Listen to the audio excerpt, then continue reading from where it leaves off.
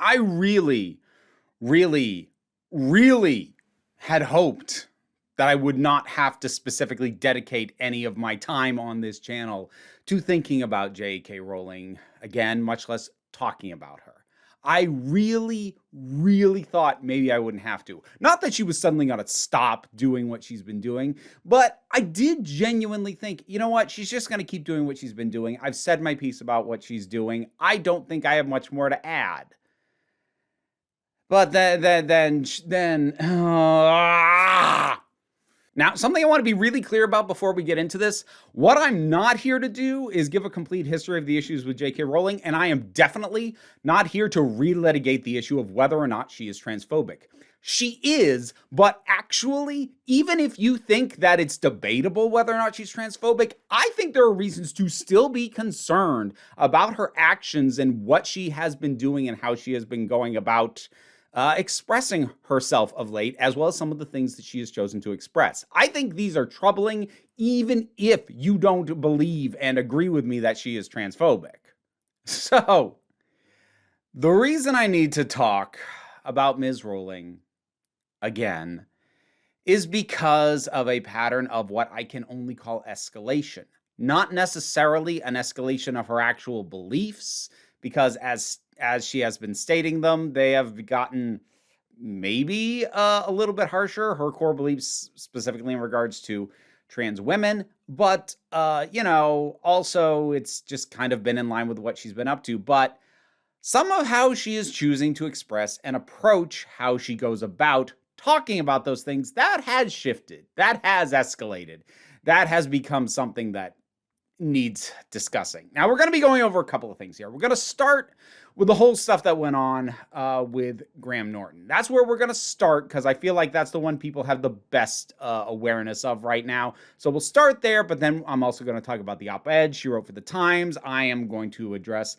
a very specific tweet that she made about royalties that I really need to put some emphasis on, but these are things, some of which I've said before, but clearly require reiteration, some of which are a bit new. So, I said we'd start with the Graham Norton thing. So let's go with background on that.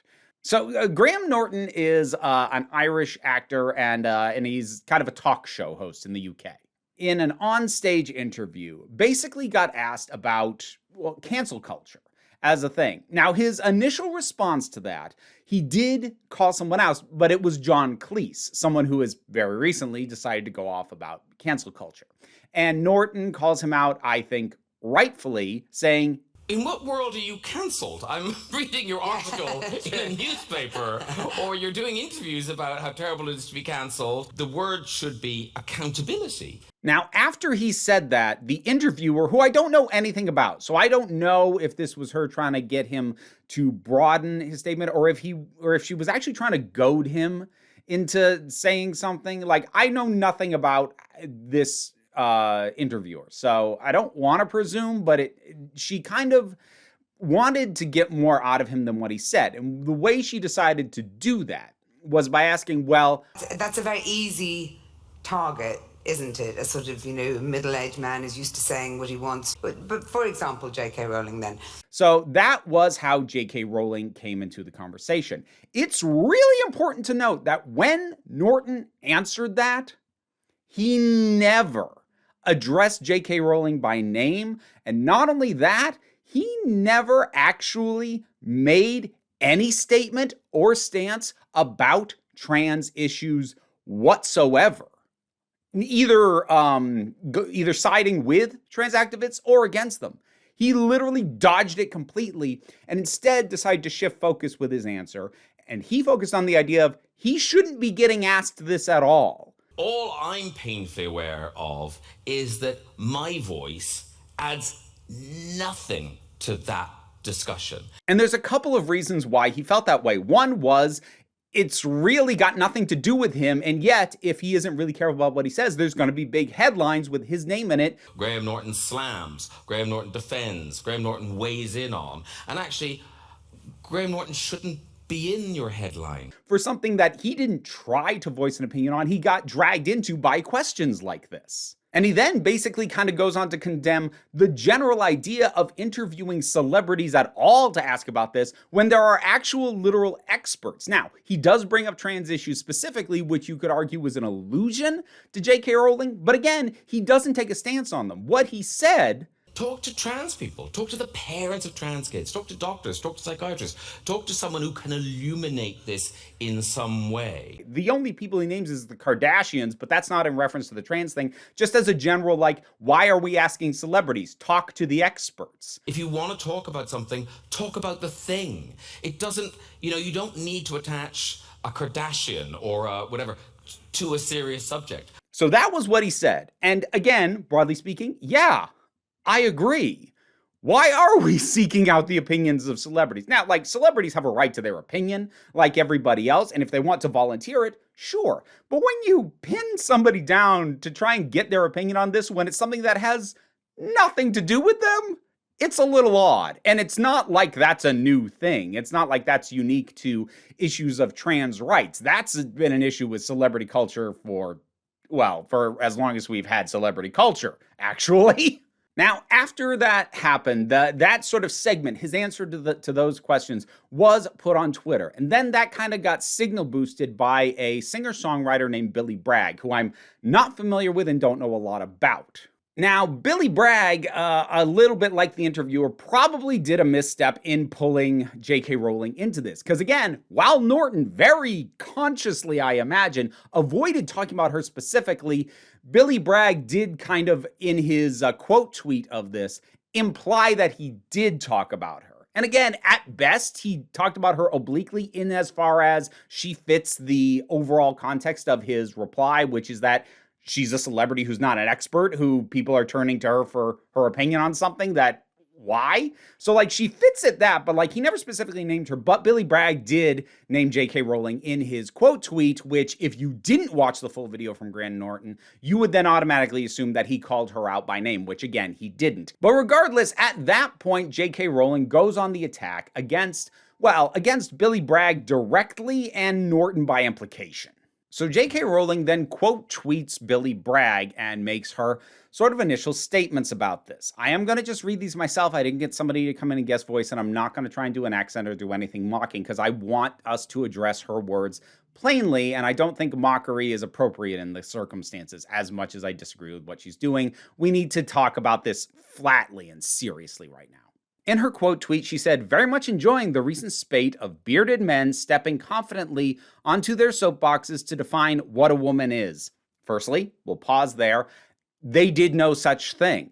Again, Norton very specifically sidestepped not only J.K. Rowling herself, but answering any issues on transgender questions or political stances or his feelings about any of that. So she's basically accused, and then, when Bragg in his retweet, while he did call out J.K. Rowling, he also did not actually step in with any specific opinion on the trans issues. Now, I don't know if he has stated publicly his support or his position on that previously, but certainly in this tweet, he doesn't. And Norton super did not. So we already have an issue of Norton literally went out of his way to not say anything about, quote unquote, what a woman is, but Rowling immediately goes on the attack, calling them both out for something that they simply, factually, at least in the specific things that she was quote tweeting, did not do. Continuing on, and throw their support behind rape and death threats to those who dare disagree. Okay. This is really kind of the heart of why this should be disturbing and troubling, even if you aren't fully on board with the idea that she is transphobic. Because she has taken a criticism, not actually of her, well, at least not from Norton. Bragg pulled her in. But definitely when talking about Norton, a answer and a statement that was in no way about her as being an outright support of abuse and threats that have been issued to her, which, quick pause on that, no matter what you think of J.K. Rowling, and I have basically no respect left for the woman, she should not be getting death threats, rape threats, or any kind of threats. Nobody should be getting that. I don't care who they are. That is not what should happen to people. It happens on a very regular basis. It happens to an awful lot to trans people, but that's really just not something that's cool. So before it gets twisted that I'm in support of that, no, I'm not. But my point in calling her out on this is that she's basically saying that even implying that you disagree with her stances automatically means that you support the worst possible aspects of those who disagree with her. This is a very harsh version of if you're not with me, you're against me.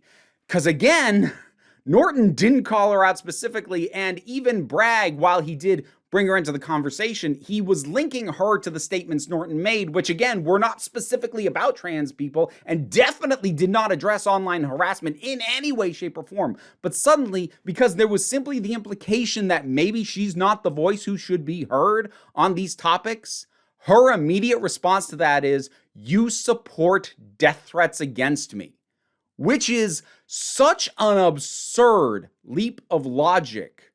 And the fact that she can just say that is very troubling, that she's comfortable just flat out saying, you didn't agree with me, or at least my perception of you is that you didn't agree with me, therefore you support the worst stuff that ever happens to me.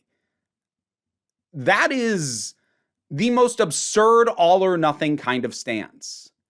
Any slightest step that could be perceived as being even vaguely hinting in the direction of not agreeing with her, she will paint with the biggest villain brush she has. Now, some folks have proposed that perhaps Graham or Norton should consider suing her, considering that the laws about libel in the UK are quite different from the US. In the US, there's a presumption of innocence. Yeah, not in the UK.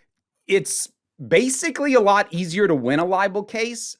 I don't think that's something that's going to happen, partially because of her opening that whole statement with quote unquote bearded men rather than naming them in specific. It might put it just shy of libel. It's certainly clear who she's implying, but like, it would be messy, and quite frankly, she can outspend both of them 10-1 in court.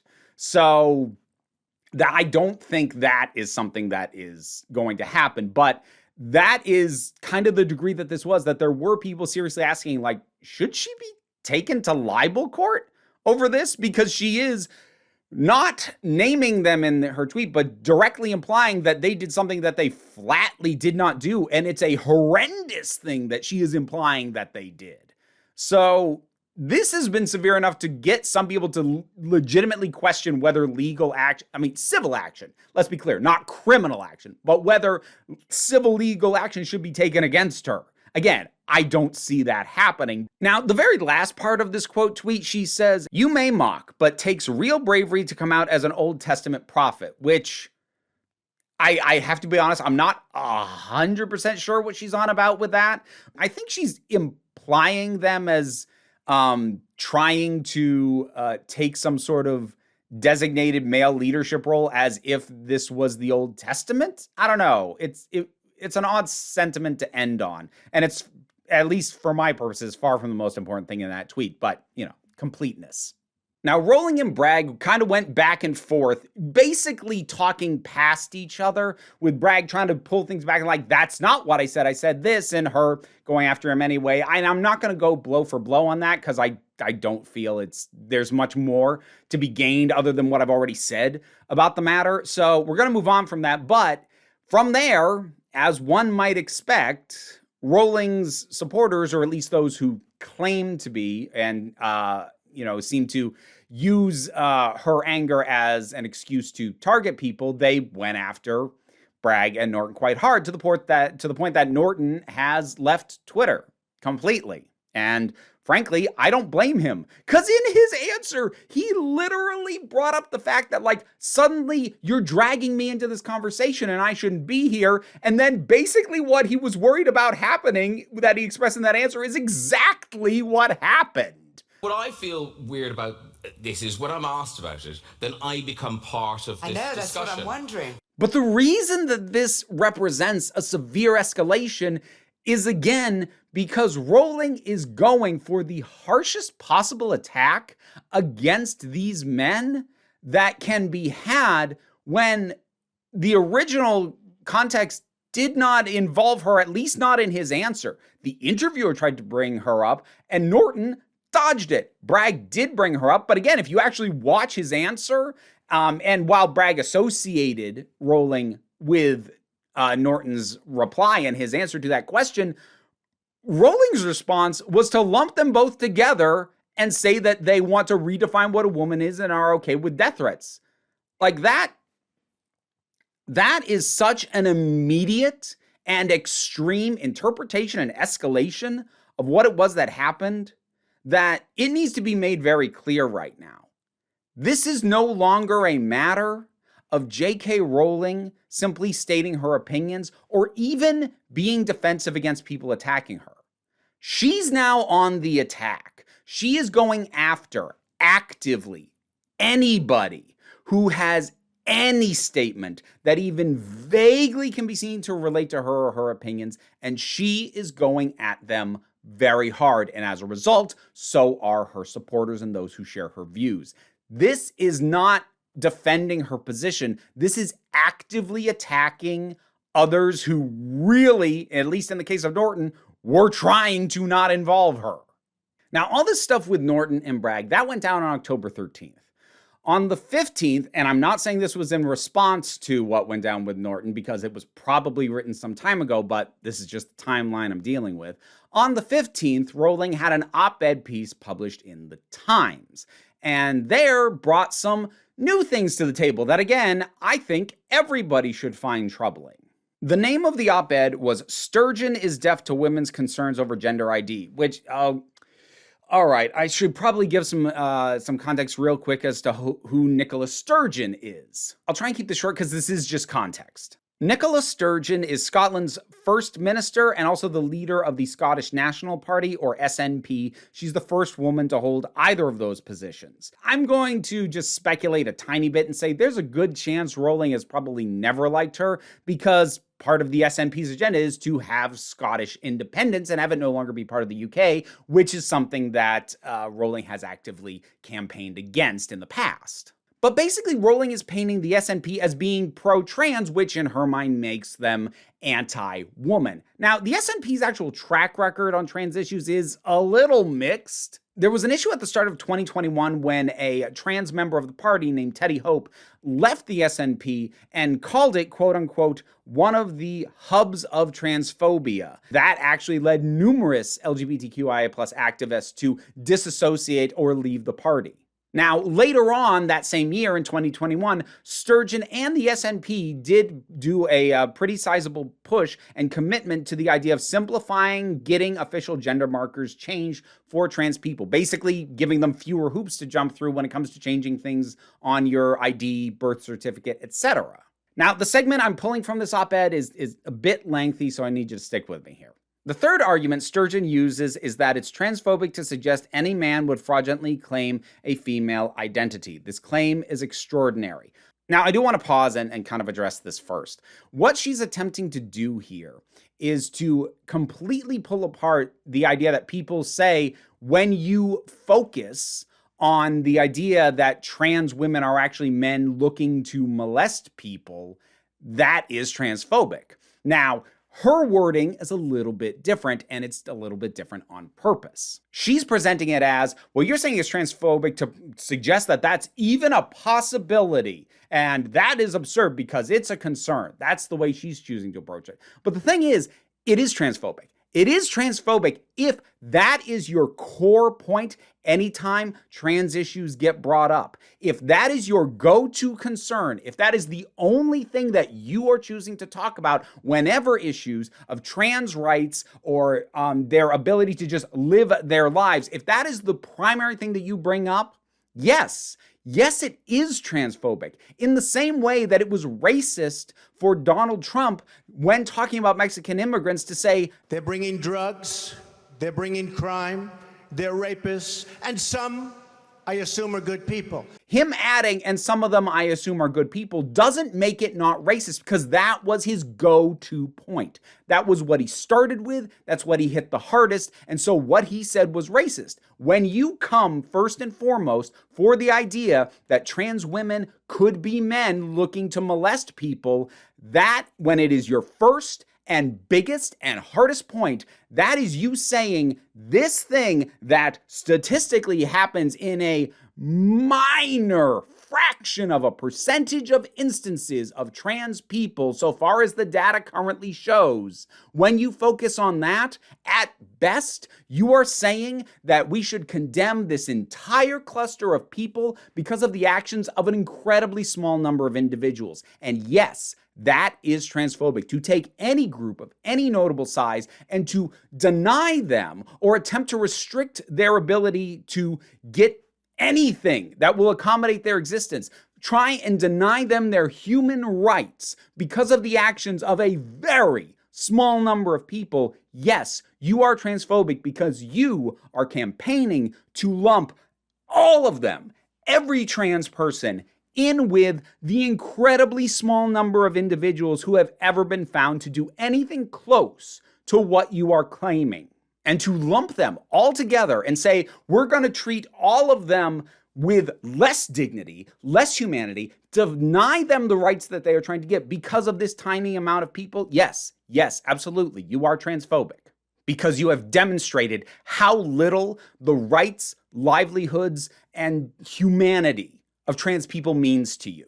Rowling continues, nobody but the very naive can fail to be aware that predatory men are capable of going to great lengths to gain easy access to victims, and have often sought out professions or special status that offer camouflage for their activities. Sex offenders have historically been found among social workers, teachers, priests, doctors, babysitters, school caretakers, celebrities, and charity fundraisers, yet no matter how often the scandal breaks, the lesson appears to never be learned. Now, we'll get to what she says the lesson is in just a second, but this, again, is really not okay, because her immediate point of talking is to talk about people who lie to get into a position of power in order to do something terrible and just have access to victims. And yes, it does happen in all those cases, but you know what? I don't see you campaigning to restrict the rights or presume the guilt of teachers, priests, celebrities, caretakers, social workers, or doctors. You're only doing it about trans people. So it's clearly not about, well, this is something that someone could claim or a position they could put themselves into that they could then abuse that power. Theoretically, yeah, possibly. Also, all the other positions you listed, but you're not going on about them. You're not concerned about sex offenders in any of those. You are only coming for trans people and trans women in specific. And again, this is hammering first and foremost on the idea of whenever she talks about trans people, she talks about sex pests. She talks about sexual and violent predators. That is always how she frames it. Whenever she talks about trans people, if that isn't the literal first thing she says, it is going to get brought up eventually. And then there's what she claims the lesson we aren't learning is. And that is, it is dangerous to assert that any category of people deserves a blanket presumption of innocence. Now, let's be careful, but also clear in our dissection of this statement. First is, there is a presumption of innocence.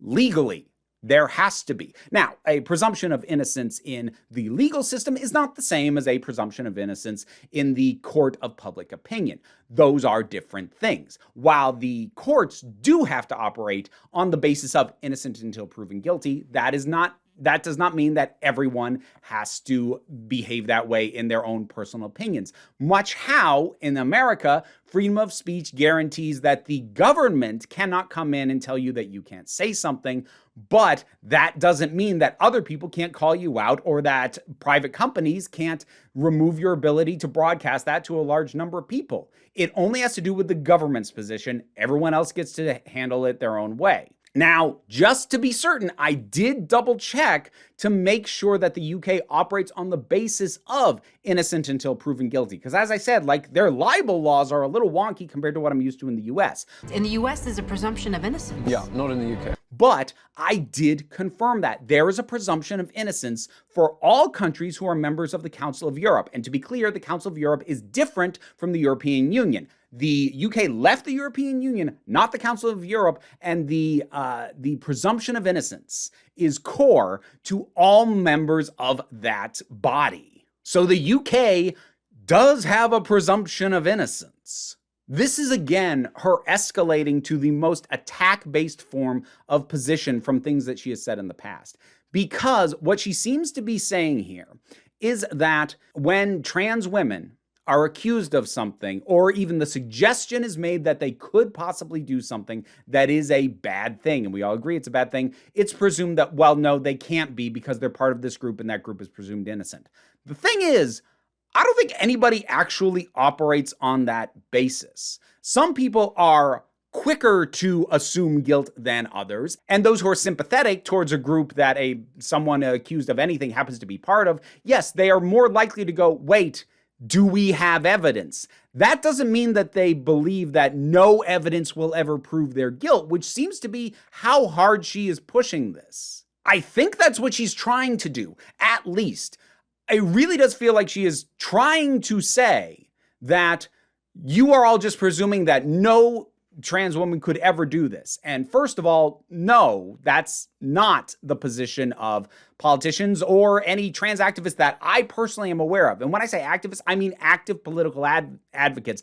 I don't mean random far out there wingnuts that you could find online who are saying nonsense like that. I'm talking about people actually engaged in the political process of fighting for these rights, not people just sounding off on random websites. And none of the people taking any of this seriously have said or even implied that never, ever would that ever happen. What they are saying is that the human rights and the humanity of all the trans people in this country matters enough that it needs to take priority over the incredibly slim possibility that this thing could happen. And again, to be clear, if and when such things do happen, like what she's implying, it is horrible. But I have never, ever seen a trans person who was accused of doing that kind of horrificness being defended by people who say it couldn't be because she's trans. What people are pushing back on you about, JK, is the idea that you leap to that. That is what they are pushing back at. But now you are painting it as, well, you just always assume they're innocent. You assume they're not capable. Nobody is assuming that. And she should understand the difference between the assumptions being made and the most extreme versions of that, because she complains about that in the one tiny bit of backtracking she does later in the article. Because later on she says, this shouldn't need saying, but in the current climate, it does. Literally no feminist I've ever met claims all trans women are predators any more than we believe all trans men are predators. Very funny to me that she says that when literally no trans activist that I have ever met has said that it is impossible for someone to take advantage of the rights granted to trans people. I don't know anyone who has ever said it's impossible. I've seen and heard and known people who cite how incredibly statistically unlikely it is given the current data that we have, but that is not the same as saying that they are always innocent 100% of the time. Like you're saying, you literally complain about the exact thing that you are doing. Now, the last thing that I want to talk about is a tweet that Rowling did, actually, I think before most of this went down. So timeline-wise, this was the first thing. But this is the note that I want to end on, because it is re-emphasizing stuff that I've talked about before in terms of the issue of artist and the art. Now, I've done general videos in the past about why you should not separate the artist from the art. And in that case, I made a number of points, some of them just broadly philosophical, in that it's actually a degradation of the art to pretend that a human being didn't create this. But here, I really want to narrow down on J.K. Rowling specifically, and the fact that, and I am going to say fact, you can not separate her views on trans people from her products and her branding, and everything with her name even vaguely attached to it. And she actually kind of makes my point for me. She took an image capture of somebody asking her, "How do you sleep at night knowing you've lost a whole audience from buying your books?" Her response was, "I read my royalty checks and find the pain goes away pretty quickly." At best, this is her basically saying, "I'm rich, so I win." But I don't think that's what she's doing here. And I don't think, whether she intended to or not, that it begins and ends there. She is basically codifying something that she has been leaning into for a while, which is the idea that every sale of anything that she gets royalties from, she is taking as support. Because when someone asks, "How do you sleep at night for all the people that you've lost?" she references a royalty check. And I don't think she's just referencing the money in the sense that, well, I made money, so I win. I think she is pointing to that to go, these checks are so high because people still support me, and I didn't lose that many. This is important to understand. Because when we have separate the artist from the art conversations, there is nuance to be had. There are people with their overall opinions. I'm of the opinion that you can't separate the artist from the art, just fundamentally. But I've heard some fairly decent arguments for people making the case that there are reasons to do so, particularly when it comes to something where something about the artist is unsavory and having it diminish the value of the art in the first place. And this sort of devaluing of art and pretending that it never had meaning because the person who made it wasn't a good person. And that, I agree, is not a good thing. So there are cases and nuance to be made. There is no nuance with J.K. Rowling, however, and I'm going to reiterate some points that I've already made as to why. The first is, this is not a thing that she did. This is a thing that she is actively doing continuously. You could, depending on the specifics, my own level of comfort with this is not high, but there is an argument to be made in some cases of, look, that person did something that was bad, but it was a thing that was done, and unless you demonstrate like a pattern of repeated behavior, like this was something they kept doing or are still doing, that maybe you can at least choose to still engage with the art on the basis of, they did that thing once and that makes me uncomfortable, but I still like their art. The transphobia and the active campaigning and now going on very harsh attacks is something that Rowling didn't do, but is doing. So when you support her financially, and we'll talk about the implications of supporting her financially in a moment, but when you support her financially, you are enabling her ability to continue to cause active harm. And when someone is doing active damage to a community, that is a different conversation than whether or not you should read H.P. Lovecraft because the dude was really racist. Because Lovecraft is dead. And while that doesn't make his racist ideas, some of which did very much leak into his works, completely harmless, it does mean that supporting him financially doesn't result in him continuing to spew racism. Dude's dead. So the issue of what else might he do if he is continuing to be supported is not part of that conversation. But what Rowling continues to do has to be at the heart of the conversation. Because when you support her, when you support anything financially or through signal boosting or through praising her work, and I don't like going to that extreme. I don't like saying you can't even say it's good. Like at this point, she is taking literally everything that is not actively pushing back against her as support, especially if you have spent any money whatsoever on anything that gets back to her in the form of a residual check. And I know some people go on, she's a billionaire. It doesn't matter if I give her a little more money. It does matter because she takes every single cent of that money as proof of support, of proof that people are, if not actively supporting and believe the same thing she does, at the very least, it's proof that what she's saying doesn't bother them enough to stop supporting her. Because that's the thing. I know that there are people out there who are not actively transphobic, who still enjoy or wish to support or partake in Harry Potter related stuff especially. This is going to be relevant because we've got the Hogwarts game coming out, and it's going to come up as a conversation point again. And maybe I'll have to say it again when we get closer to the release of that, but I am going to say it again right now. You cannot financially support J.K. Rowling and pretend that that has no impact on the trans community. I'm not saying that you can't support her. You have the right to do with your money as you see fit, as does she, regrettably, given what she's choosing to push that money and influence towards, but she has that right, as do you.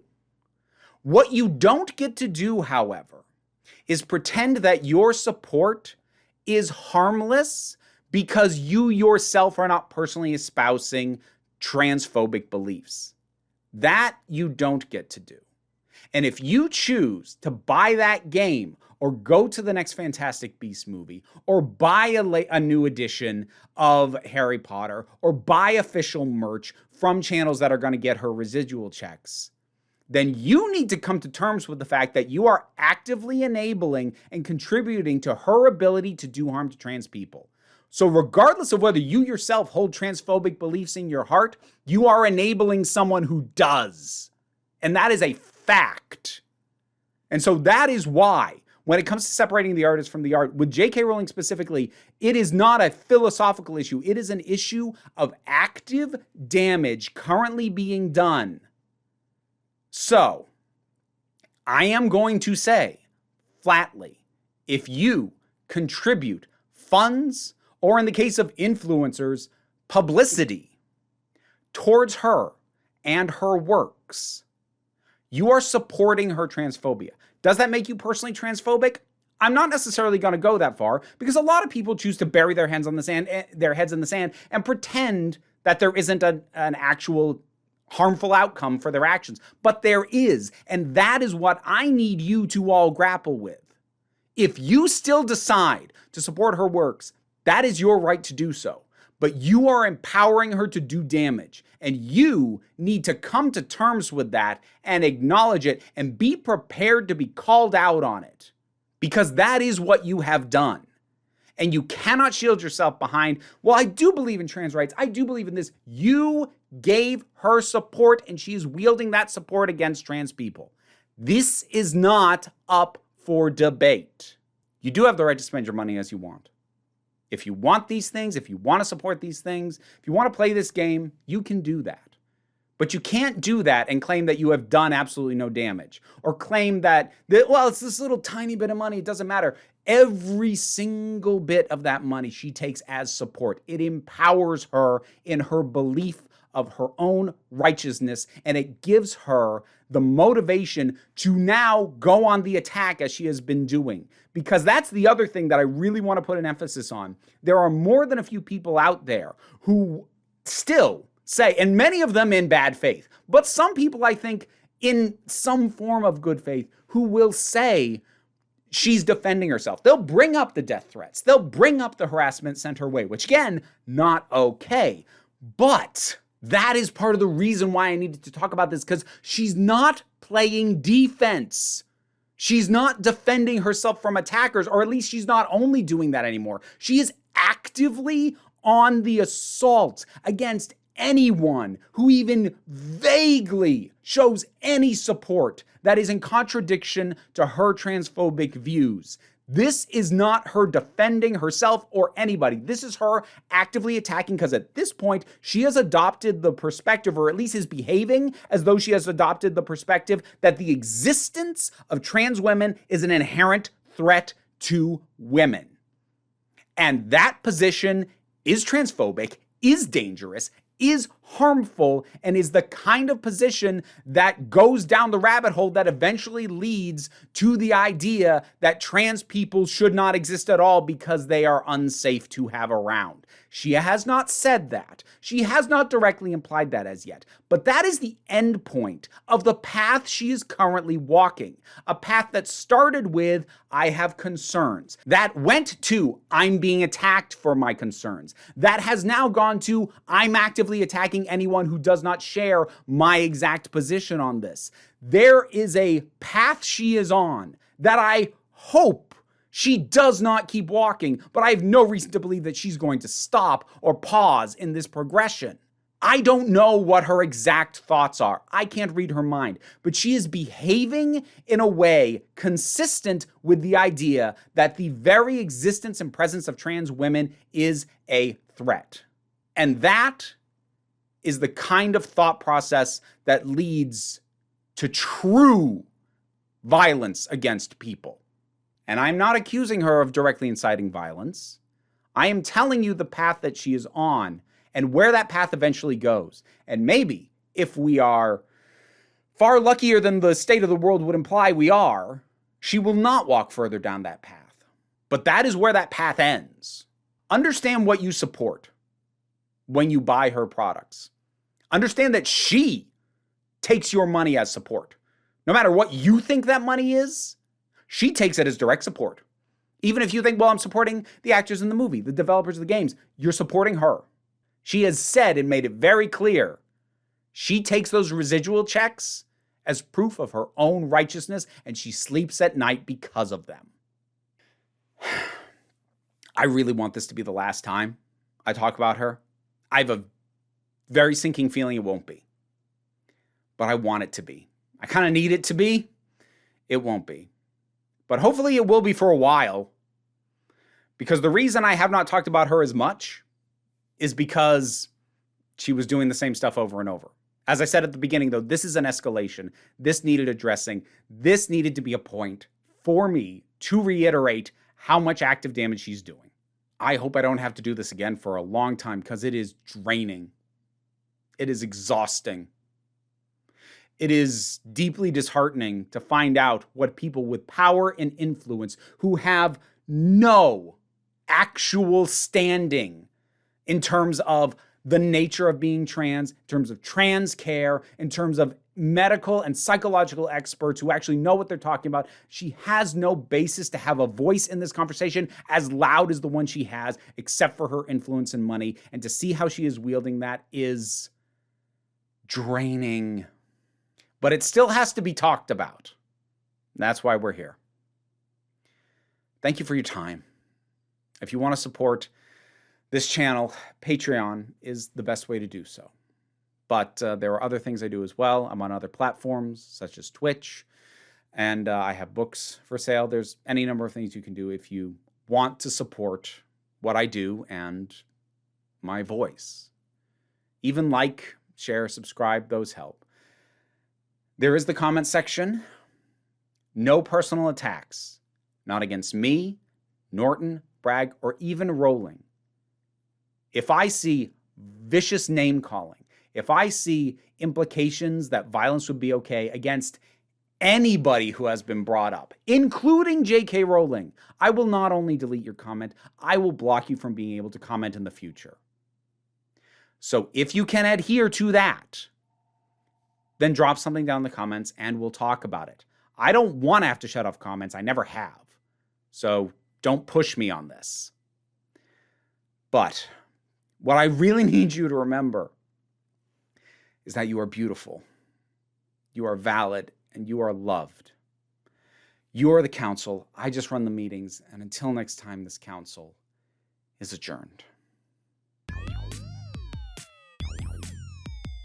All right, time to thank my highest supporting patrons. Robin Moore, Zubin Lutfullah, Tarak, the thing that goes doink in the anime, Oliver B., Melinda Walters, Emu Delkey, Leotha Boyd, Toy Loli, Becky Sparks, Phrenobulax, The Poodle, Zach, Bookworm, Tracy Scrabbit, Angry Casperol, Adam R.D.L. Taylor, Shayla Gourlay, Brendan LaRose, and TT.